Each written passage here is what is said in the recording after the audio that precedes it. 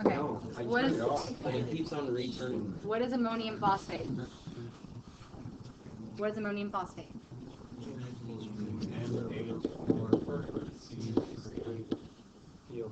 PO4. Okay, so this is what I've opted to do. I'm going to do these 3 big problems versus our quiz tomorrow, because I want to make sure that you are crystal clear on how to do your stoichiometry setup, how I need to see the units, and how I need to see the identities of the compounds, because sometimes we're going to be transferring between compound A and compound B, and if you don't write the compound, I don't know what you're doing. Yeah. It's a quiz Thursday. Quiz Thursday versus combustion analysis quiz. I'm just going through one more because I feel like this is going to be more helpful for all of us versus putting you under pressure, because you put yourself under enough pressure. So, whenever you get here, you want to then say internal ratio to get to oxygen, and when it says oxygen here, it means like atomic oxygen, just like O, not diatomic oxygen, O2. So this is in what ratio? 1 mole of ammonium phosphate is what? Equal to what in moles of O? 4, because there's 4 as a subscript, so 4 moles of oxygen in that internal ratio compound there, so that's what? 14.4, and then sig figs? Just 14. So 14 moles of oxygen. Oxygen would be your final answer. Okay, so that's a single step problem, but you know, you can easily make that into more than what it is.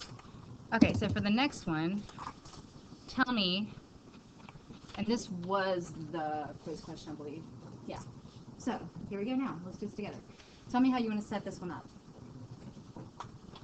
BCE. Okay, and how am I writing it? CSH1OT. Because you know it's an oxygen-containing hydrocarbon, okay? Plus what? O2. Okay. Yields CO2.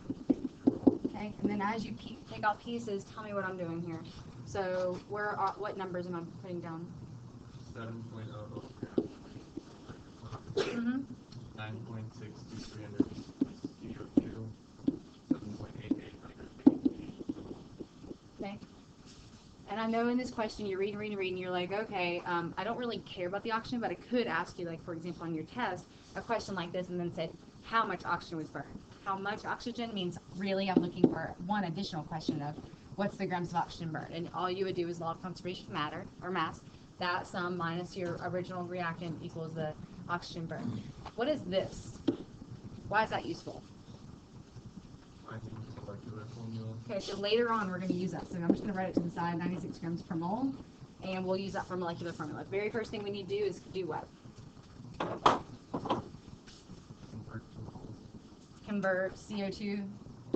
So I got your numbers for you, but I do want you to write this out, is that, you know, just like you learned how to, you know, kick a soccer ball, throw a baseball, throw the ball, catch the, it's muscle memory. Your hand and your mind start to kind of connect to each other, and it really does help if you've done it 15 times versus 1 time. 44.01 grams per mole. Okay, you're going to start to memorize some of your molar masses, which is awesome because you spend less time working through a problem. Next step. Times 1 mole of carbon over 1 mole of oxygen. Right, and I know that you can just say, hey, it's straight up whatever this is, but I need to see you going to isolate the carbon, because when we're talking about empirical formulas, we're talking about individual atoms and their subscripts, so we have to get to the individual piece of just straight carbon. And that's only related through a mole ratio, not a mass ratio. There are no such things really as mass ratios. They're called mass percents. So that is 0.21865 moles of carbon. Here, though, you can go, okay, how do I get to grams of carbon? Huh? Multiply, right? Multiply by, so you're multiplying in your head by 12.01 grams per 1 mole, right? And that, I understand you don't need to write that, because you know that you have to multiply by the mass to get the grams of that, and that is 2.626 grams of carbon. Okay, so there's my moles, there's my grams. Both of those numbers are important here. All right, keep going for a water setup while I give myself some space.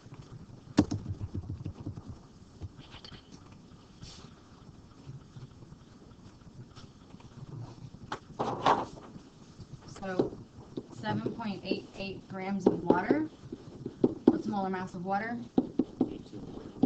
And it's actually 18.02 because I told you guys 18.01 the other day, but I was looking at the .01 there because there's 0.008 and it rounds up to 0.16, which rounds up to 0.2. So anyway, next. Moles of hydrogen. Okay. So 1 mole. So internal ratio, 2 moles of H in 1 mole of water. That gets us to 0.8745 moles, and you can calculate with me if you want, but I'm just helping you out by calculating for you. And then this goes to grams how? Okay, 1.008, right? So I'm not just going to multiply by 1. I'm actually going to multiply by 1.008, which is 0.88158 grams of hydrogen. Okay, so there's my mole, and there's my grams. These are not final answers still. That's why there's so many sig figs to deal with. So once we're here, what was your next step? Because now you're kind of like done with carbon and hydrogen. 7 grams of the CXHYOZ plus the total of This number and this number, right? So you're taking your total of the compounds, subtracting just the carbon and the hydrogen amount, and I mean, I'm not even going to write the total because it really doesn't matter. I'm just going to minus 2.626 grams plus 0.88158 grams. That gives me a number such as 3.4924 grams of oxygen. Is that number important for the empirical formula? We need moles of it, right? So we're using it to get to moles because remember, empirical formulas are internal mole ratios. So we got moles of carbon, moles of hydrogen. We need to get this to moles of oxygen by doing what? Right, and so I'm going to write that out. 1 mole of oxygen is 16 grams of oxygen, and that is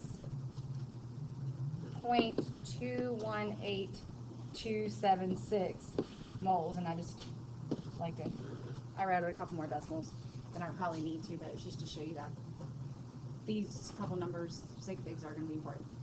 Okay, so now to this point. Next. Okay, I'm going to moles of oxygen. So I'm dividing by moles of oxygen. As you can see, moles of oxygen and moles of carbon are really close. So really, we're going to have approximately the same. So I'm just going to say divide by moles of oxygen. Well, I'll actually, this one is definitely 1, because moles of oxygen divided by moles of oxygen are the same thing. Carbon divided by 0.2188276 and so forth. What is that approximately? 1. I'm running out of space. You guys probably have more space to work with there. And then the hydrogen divided by 0.218276. 4. So it's like 3.99, right? Or is it? Or shoot, no. My bad, I'm looking at the wrong one. 4. Okay. So that's 4. So what do we now know? So we know the empirical to be C1H4O1.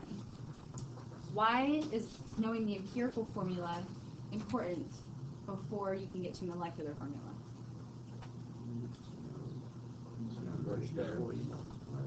You need to know something before the multiplier, but what do you need to know specifically about this?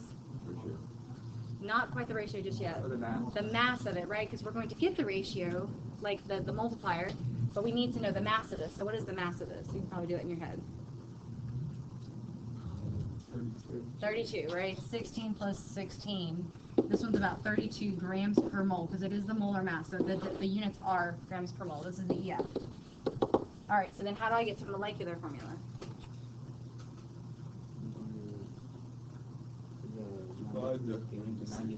Right, so that 96 number that we have not used yet, that was the molecular formula mass. So we're going to take 96 grams per mole divided by 32 grams per mole, which is what? 3, and that is our multiplier. So what is that multiplying? That's multiplying all the subscripts of the EF. Oops, 3. Multiplying all those, so what is the molecular formula?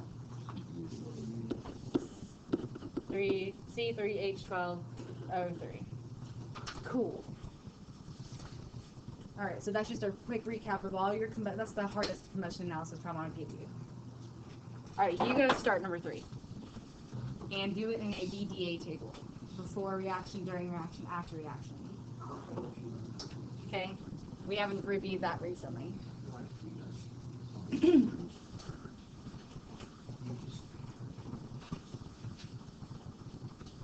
So if you're still confused on the molecular formula, all you're taking is the molecular mass given to you in the problem, dividing it by the empirical formula mass, because there's a ratio which we, or I'm sorry, a number which we multiply all the subscripts by. So you have to put the bigger one over the smaller one, you get the multiplier, and you multiply that across the EF to get the MF.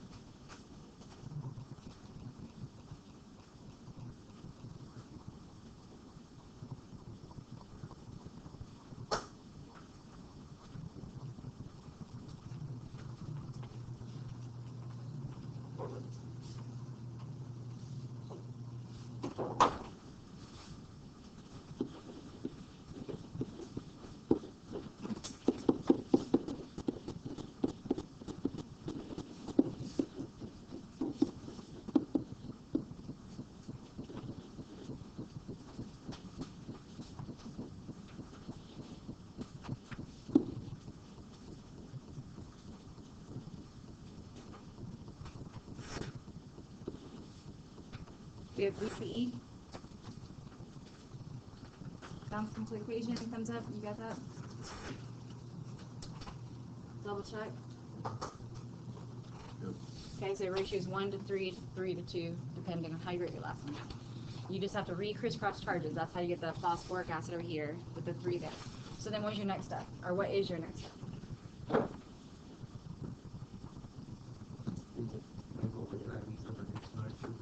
Okay, so labeling grams here, you're going to have 103 grams of the calcium phosphate, 75.0 grams of sulfuric acid.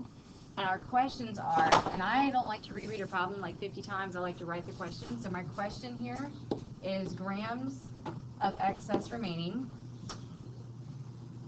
and what mass of phosphoric acid is produced. So question, grams of phosphoric acid. Okay, that's going to guide me because I really don't care to do more work than I have to. All right, so then my very, very first step before the reaction begins, I need to figure out these things in moles, right? So we're going to take the the calcium phosphate and do what? So divide by its molar mass, right?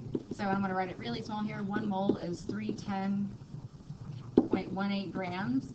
That is 0.33206 moles of calcium phosphate. Same story here. Sulfuric acid is 1 mole is equivalent to 98.07 grams. So all I'm doing is calculate molar mass for you guys. It's not a big step. 0.7647 moles. All right, so I've got both the moles of the reactants. Next step. Divide by its coefficient. I don't even write it down. I do it in my head, right? So 0.76 divided by 3, 0.33 divided by 1, which is smaller. 7.6. Right, and you don't really care what it is. You just know it's smaller, right? 0.76 divided by 3 is like 0.2 something. That's lower than that. So who is your limiting? 8. Sulfuric acid. Sulfuric acid and calcium phosphate's your excess. Okay, label it. That way you don't forget what's important here. All right, so before the reaction, BR before reaction, how much of the products do we have? 0. 0, 0, right? Because you can't have products before reaction happens. Okay, so now during the reaction, what is totally being eliminated? Right, so this full amount of the sulfuric acid, 0.7647, gets subtracted. It's gone. How much of, or what, in what ratio does the sulfuric acid react with calcium phosphate? You have to indicate that in a fraction here. So what you do is you take this mole, 0.7647 moles, of the sulfuric acid limiting reagent, but it reacts with this guy in a wet to wet ratio. 1 to 3, right? It's the 1, because you're talking about the calcium phosphate, over the 3 sulfuric acid. The LR's number, coefficient, ratio, whatever, always goes in the bottom of the fraction. And then, do I really care about this calcium sulfate? Not really. It's not part of the problem. It's just part of the reaction, that's all. This right here, though, it's asking, my question is, again, how many grams of phosphoric acid can I make? So on the product side, I don't subtract, I add, right? Add the moles, 0.7647 of sulfuric acid, but in what ratio? 2 over 3. 2 over 3, right. You always put the LR coefficient on bottom. Okay, that is very important to always put that one on the bottom. Okay, so now we can just math it up, right? We're done here. We can go after the reaction. We have 0 of that left. How much of this left? I don't know. I have to calculate for you. 0.07715 moles. And then I have created 0.5098 moles. Is that my final answer?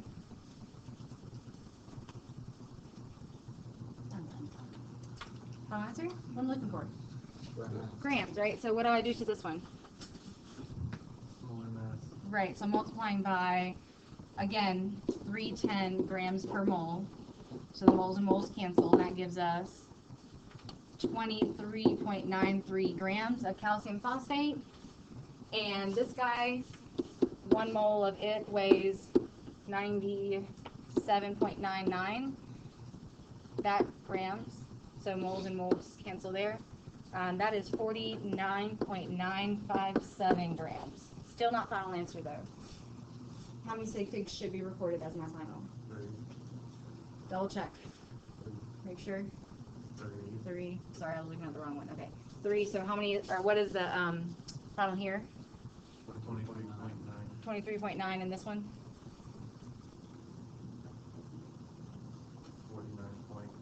50.0. Right. Don't. Oh. So 23.9 grams and 50.0 grams. Okay. Whew. 3 big problems, right? Yeah. How come with the calcium sulfate? It wasn't asked about in the question, so I just didn't do anything with it. But in the future, I will ask, like, in our next email, I'm going to ask about, like, how many ions of this are left and stuff like that. So you will complete the table, but I just ignored it for now. I'm just trying to get you used to seeing this. Okay?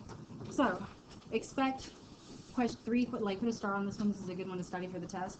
You'll see 3 questions almost exactly like this in terms of format, just different reactions. Okay? So that's why I really want to do that now with you. And then let's talk about part 3, the lab. Make sure you leave your history notes on your desk. Part 3 of the lab will take us about 5 minutes, I hope, to go through. And then we will move on and finish that lab. So far, I've already heard like 3 different identities. I will totally tell you at the end. Okay, you guys are like, what is it, what is it, what is it?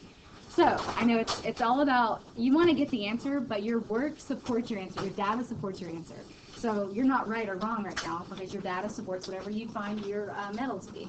So, in this part of the lab, you know your reaction. I'm not going to go through this very long, so watch and listen. I'll leave this up on the board for you. I really just want to review titrations real quickly and the points that are important. So, in this reaction, we have metal hydrogen carbonate reacting with hydrochloric acid, making metal chloride. And this carbonic acid again. However, we never really write carbonic acid. We write this. Why? What happens to this? It decomposes. It's very unstable in solution. So what should you see when your reaction starts? Bubbles. Bubbles. You should see CO2 bubbles, right? So this is going to bubble out. Right, that might be important to note. So what indicator you're going to use is it's called methyl orange. And methyl orange starts off yellow. Orange, it's actually really orange right now, but once it gets into the basic solution, because all hydrogen carbonates, this anion makes something basic, okay? So it is above 7 pH right now. So it's going to start off a yellow-orange color.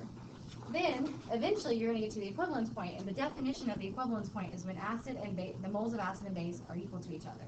So moles of A equals moles of B. That is the definition. Once you surpass the equivalence point, you've added so much acid that it drops below the equivalence point, the indicator will turn a reddish color. So you want to catch it before it turns red. You're looking for, at the equivalence point, a peach, watermelon, pinky color. Okay, I will help you. But it's not orange and it's not red, it's between. So if you're not sure if you're at the equivalence point, just ask me. I've seen it like 100 times. So whenever you're doing your reaction, your pH should start high and end low. You might want to draw this in your lab notebook, graph, label your axes, right? And I want to tell you something else. Oh, when you're solving a problem for titrations, in the past you've been able to use M1, B1 equals N2, B2 for 1-to-1 ratios. Remember this when you're solving for like the molarity of one? Absolutely cannot do that on AP Chem exam. So we will not do that here, period. We will only use the M1, B1 solution, M1, B1 equals N2, B2 for its appropriate use, which is what? What is that equation called? Remember, it's called the dilution equation. So it's like if you have a stock solution of like 12 molar hydrochloric acid, you can dilute it down to 1 molar, but you need to figure out how much you need. We'll get to that next unit. Okay. It's called the dilution equation. It's not called the titration solving equation. Okay. So we need that later. In your lab, you saw that it said to rinse out your burette first. So what was in our burettes? What was in them, like our molar or mass volume solution density lab? What do we have in our burettes? Huh? DI water, right? What's going to go in your burette today? HCl. Right now, there's little inklings of water left in there. What you need to do is you need to rinse your burette by taking, I'm going to use this as my burette. You're going to put a little bit, like maybe 1 to 5 milliliters of your hydrochloric acid in there. Make sure the stopcock is closed. Put a paper towel on the end, swoosh, swoosh, make sure it mixes, dispense out. Again, you're just basically coating the inside with hydrochloric acid so that you don't have any error in the first trial. You will do 2 trials though, so if you want to have somebody trial and then somebody else prep, the next one, totally fine.